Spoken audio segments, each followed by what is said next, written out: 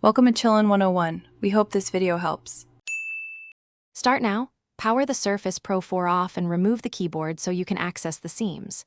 Heat the rear glass evenly to soften the adhesive.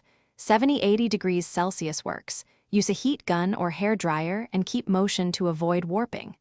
Once warm, apply a suction cup and insert a thin pick to create an opening. Work incrementally. You want a gap to run picks around the perimeter without cracking the glass. Make sure to organize screws and note connector positions as you reveal internal components. Once the glass is lifted, remove the shielding carefully and locate the battery connector. You must disconnect it first to avoid short circuits. Use a plastic spudger to lift the connector latch. Don't pry with metal. Next, unscrew the mounting brackets and detach any ribbon cables blocking battery access. Keep screws organized by location. If the battery is glued, heat around the cells and gently pry with plastic tools. Only when connector is safely detached should you consider desoldering or cutting taped leads to free the battery.